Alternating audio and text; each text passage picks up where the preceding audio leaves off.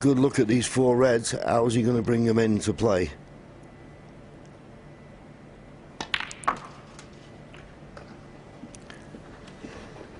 Well, he decided to go into them with pace. Sometimes you can play a controlled cannon, but he felt that he needed to split them open, and this red does go to the right corner. So it's pretty good. He's just 5 points behind. Frame winning chance, you'd have to say. And I don't blame him for having the cue ball clean there. Sometimes these little shots can get a kick. 9. And you feel certain that the red on the left hand side is going to be very key in this frame. Fancy Ding removing these two reds. It's all about what he can do with that red on the left hand side. 16.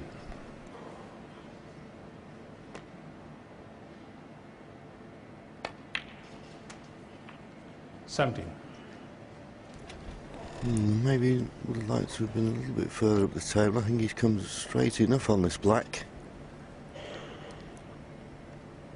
He's trying to force over for the red in the same pocket and did it comfortably. So this is the key shot now. Needs a good angle on the black 24. to get on the awkward last red, but it's not tight against the cushion, so any reasonable sort of positional shot will do. And play for the black in the same pocket as the red. 25. It's always nice if you've got the red you're trying to get on in your eye line, but I don't know. He's not absolutely inch perfect on this black. Good cueing needed.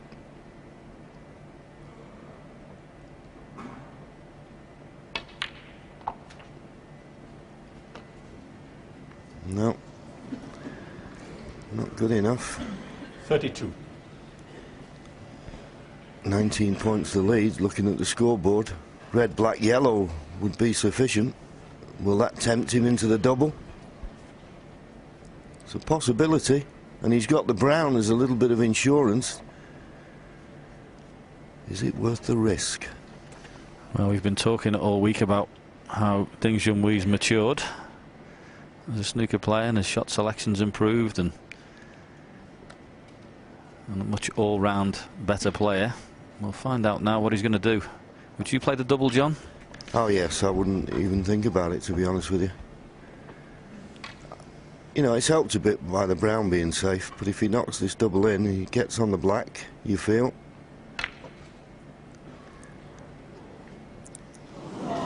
Close. Great. 32.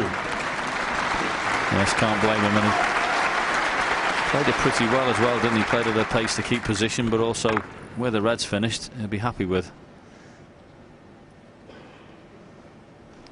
Yeah, that's why we never like playing the doubles, because once they hit the jaw of the middle pocket, you don't know where the red's going to finish up. But that was the perfect jaw, if you like, if you're going to miss it. So this frame still very much on.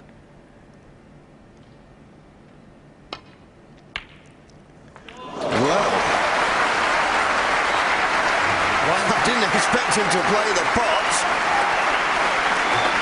I mean, I'm not doubting him, but did he play that? There was no hand up of apology or anything like that, so I presume he did. I don't think Ding can quite believe that red went in.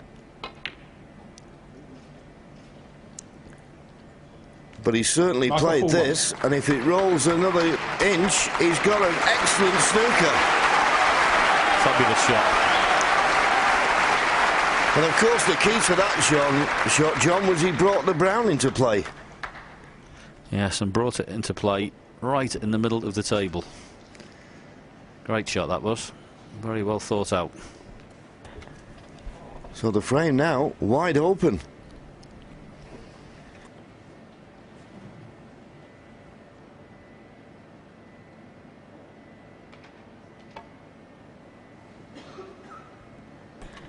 Long way away. Oh, and a miss. Marco full. That is the problem with this shot. We can draw the line where he's going to play, but You want to come off 2 cushions. If he just comes off 1 cushion and hits the yellow off 1 cushion, he's more than likely going to knock the yellow. I don't think that white's anywhere near where it should be.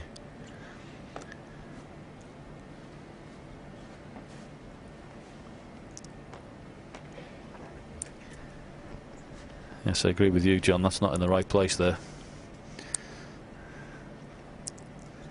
It just makes such a difference, doesn't it? Particularly when you're trying to slide off a cushion and make it 2 cushions, and you can see how close he's got to get to that corner pocket.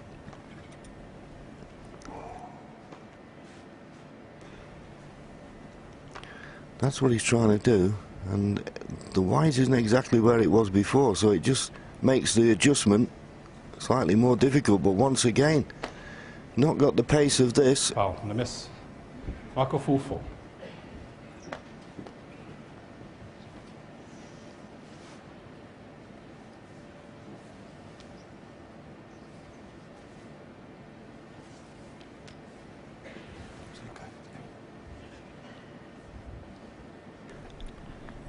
Now, 3rd attempt. These points are adding up. Will he catch the jaw? That's what will happen, you see. You get so close to the pocket, you catch the jaw, and you don't hit the yellow. It's a very difficult shot, this. Marco just sat there. Was there a little smile on his face? Because now he's only 6 points behind. That's not hard enough, is it?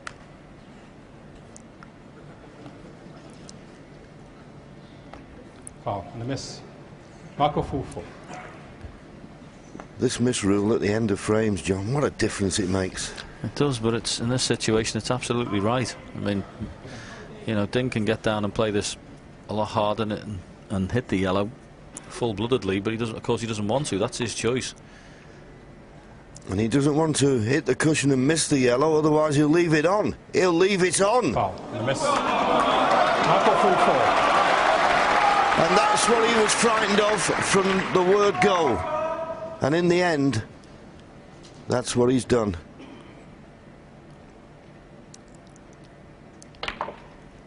That makes the points level. Marco Fu, to win his 3rd frame of the evening, now needs green, brown, blue and the pink. Yes, green to brown, no problem. And the blue over on that side cushion shouldn't be either, with Marco being right-handed. Yeah, sorry, John, my mistake. Of course, with that many fouls being given away, I didn't realise that Marco had crept into the lead. I thought he was still 2 points behind. So just brown and blue needed. What a snooker that turned out to be. And the last red, well, I question whether he even played the pot, but it's turned this frame on its head.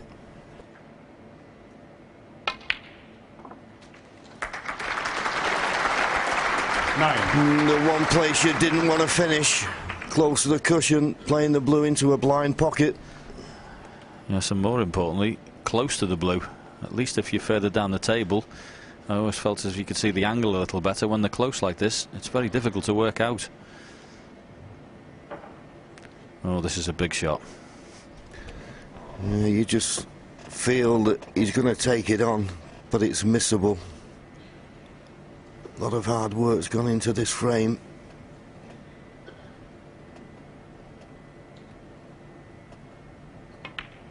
It's there, and it never touched the side. So Ding Junhui will be wondering at the moment where his next frame's going to come from. He started the evening 6-2 in front. It looks certain now to be 6-5.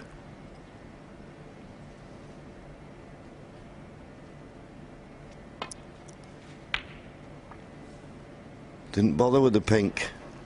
Ding Junhui will come back to the table, obviously. Just needing the one snooker, 16 points. The difference, 13 left on the table.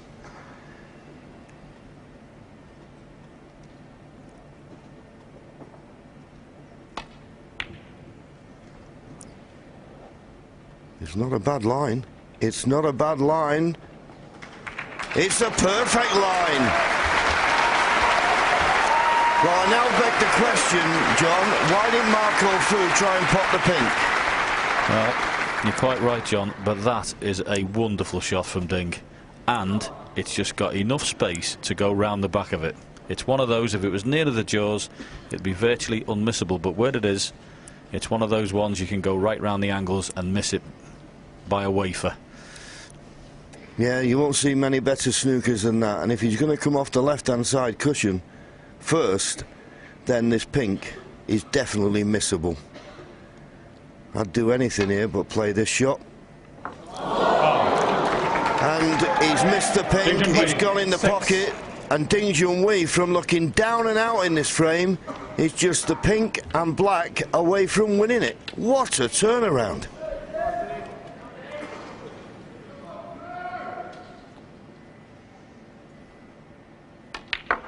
Well, this could be pivotal with a capital P. What a frame of snooker. 6. Incredible. Well, it is absolutely amazing the things that can happen on a 12-foot by 6-foot table. Ding Junhui looks to have lost it. He needed a snooker, he got it.